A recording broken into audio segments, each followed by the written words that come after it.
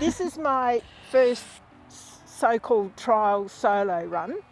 So Brooke, my daughter, has very kindly come along to help me remember what I should and shouldn't be doing. I decided that I would come out to Texas on the border of Queensland and New South Wales, which is about maybe 200 kilometres southwest of Brisbane. It's July, so it's really cold. First night we stayed at Clifton. Next day we went down to Stanthorpe, decided that we were going to spend the night at Girraween National Park. I drove in, we found a spot, turned the gas on for the fridge and nothing. Igniter was clicking, no gas. So we decided to leave Girraween because we need a heater because it's minus something degrees in the night time and we're not that brave. So we headed back towards Stanthorpe. Google Maps took us down a wrong road, and actually that was a dead-end road, but at the end of the dead-end road is an auto electrician's.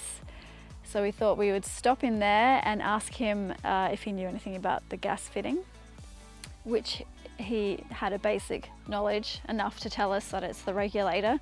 So he offered us to stay for the night. He zipped down the side of his workshop to show us where we could park, and said, anywhere on the grass. It's a beautiful spot, just pick anywhere.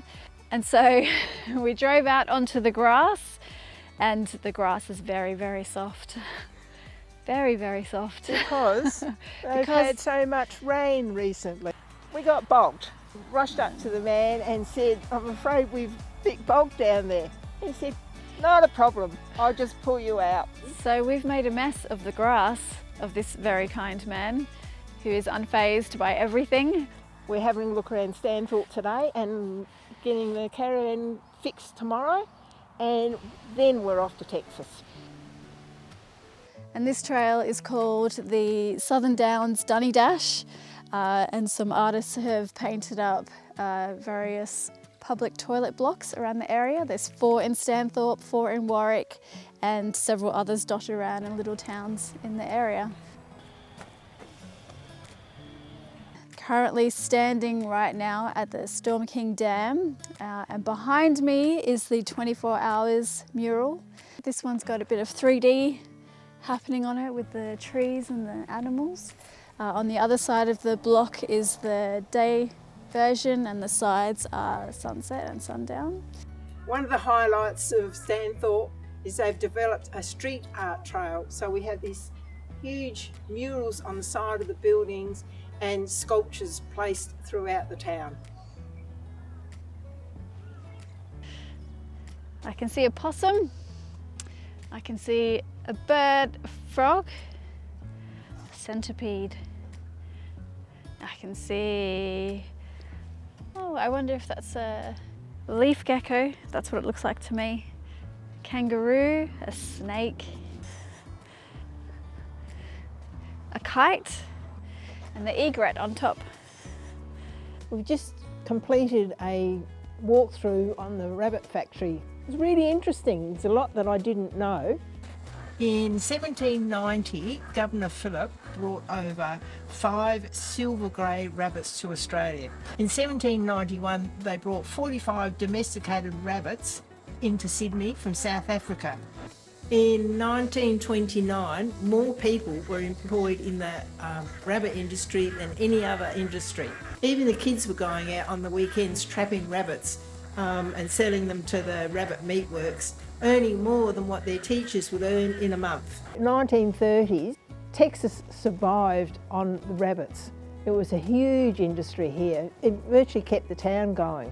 You can see behind me this truck. They said there's 6,800 rabbits on it. The fur from the rabbits was sold to the Akubra hats. Interesting film in there about the Akubra hats, telling from the whole process of how they make the hats. I didn't realise it was such a hands-on industry. And the Australian Army hats are still made by Akubra.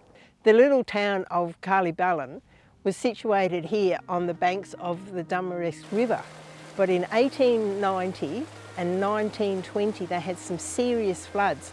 So it was decided that they would move the township 2 kilometres north, further away from the river. Originally, this was a pastoral land. and it was called Texas. However, when the gold rush was on, they went to try their luck on the gold fields. When they came back, some land squatters had taken up residence here, so there was a bit of a land dispute happening. The brothers won the dispute, and the town decided, because at the same time in America there was a dispute between the border of Mexico and Texas, that they decided to change the town's name to Texas. I've really enjoyed my little stay in Texas. It's an interesting little town. Lots of history, as most of these country towns have. We've been to the Heritage and Tobacco Museum.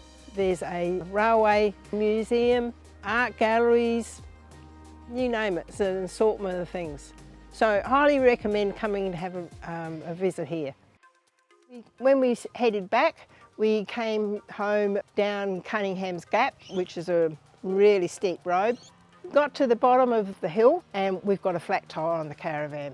Busy highway, very narrow road. She managed to pull over, but the shoulder of the road was like this, so we couldn't get the van straight. Had to ring for roadside assistance. The tyre was totally shredded. The van was sitting on the rim. He jacked up the passenger side of the caravan to give it extra support because of the lean, and he changed the tyre for us. And that was pretty precarious. If he hadn't have had that extra jack there, the caravan would have tipped over for sure. So he managed to change the tyre, got us on our way. Made it a long day. What should have been about a 2-hour trip turned into about a 5-hour trip, but it felt like about 10. Glad to get home. That's my experience of my first solo trip. I hope you enjoyed my little video. If you do, give me a thumbs up, subscribe, and feel free to make a comment.